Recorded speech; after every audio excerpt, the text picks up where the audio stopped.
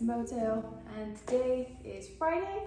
It's the end of the week, which means I'm going to be reporting on some of the top motorcycle related news from this week. Some of the sources that I draw from are Motorcycle News, which is a UK based newspaper, as well as Cycle World, Revzilla, and a bunch of other motorcycle related news sources. So let's get started with the first piece of news this week, which I think is probably one of the biggest pieces of news in the motorcycle world right now. And that is that Aprilia is introducing the new Touareg. Still unsure how you actually pronounce it, but we're going to go with Touareg. And this is a mid-sized adventure bike with a 660 parallel twin engine. And from first looks at this motorcycle, it looks as though it's going to rival some of those other twin adventure bikes, such as the Yamaha Tenere 700. So the new engine on this motorcycle comes from the 659cc parallel twin that is currently in the new RS660 as well as the new Tuono. So what they've basically done to the engine is provide more low to mid-range power so that this bike will be better in kind of trail environments, which, since it's an adventure bike, that's primarily what the target audience is for people who ride both on and off trails. It has a big tank, 18 litre, which is about 5 gallons. It has 4 different riding modes, which some are customizable as well. Also has one of the new TFT dash screens, which you can see in Aprilia's new 660s. So from what I've read, there actually isn't a price that's been set by Aprilia for this bike, but Motorcycle News predicts it's going to be about £10,000. So probably about $14,000 for this new adventure motorcycle. So Cycle World actually just released a video on YouTube where one of their riders went to Italy to test ride this bike. So that was a pretty cool video to watch if you guys are interested. Okay, next piece of news is that there's rumors that Ducati are working on an SP version of the Streetfighter V4. The Streetfighter V4 is such an awesome looking bike. I've always wanted to ride one, and hopefully I can in the near future. So anyway, they actually currently have a SP version of the Panigale V4, which looks incredible. But again, there is nothing official about Ducati bringing out an SP version of the Streetfighter. It's just a lot of talk at the moment. But Motorcycle News usually has pretty good insights into this kind of stuff, so I'm assuming that we're going to be seeing an SP version of the Ducati Streetfighter V4.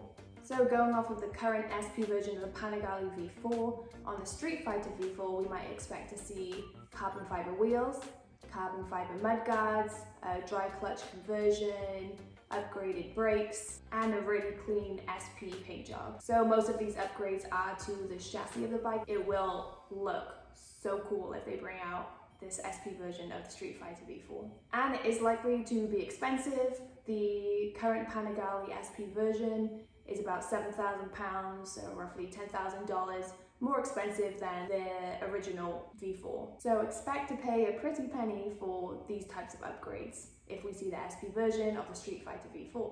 So the next piece of news I want to talk about is specifically from Motorcycle News. So like I mentioned last week in the bike news video, I talked about Motorcycle News doing a road test where they compare 2 similarly spec'd motorcycles to one another so they can come to a conclusion about which motorcycle might fare better than the other. So this week they pitted 2 trusty adventure motorcycles against each other. So they focused on the Honda CRF Rally and the Royal Enfield Himalayan motorcycle. So the riders took them on A roads, B roads, motorways, which are kind of like interstates here in the US, as well as small towns and villages. And just a quick note about these motorcycles is that they are, in comparison to some of the bigger, newer adventure bikes, they are more simple, they do have less bells and whistles, but this is actually a selling point for a lot of people who don't want to pay so much money for a motorcycle and they don't want to have all of the fancy new electronics, and it saves a lot of weight. So these bikes are very lightweight, so they are really good if you're on the trails, for example. So the first comments made about these motorcycles was that the Honda CRF Rally was actually more lightweight than the Himalayan. So it won points for being better suited on the trails as compared to the Himalayan, which is more of an adventure on and off-road motorcycle. So what was an interesting comment was that the rider said that the CRF Rally actually zipped along better on the B roads compared to the Himalayan. And they said that the Himalayan was actually pretty lethargic when it came to giving it some gas. The connection to the road, however, goes to the Himalayan.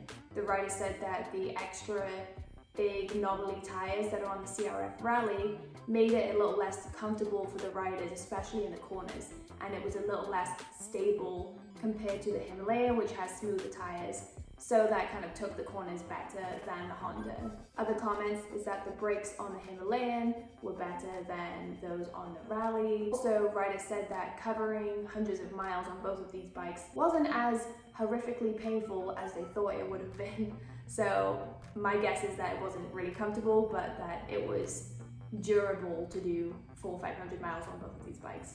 So final comments that were made by the riders was that the Rally was better suited for more demanding trails and was really good for riding on the tarmac or riding on the roads between trails compared to the Himalayan, which is better for longer stints if you're on the road.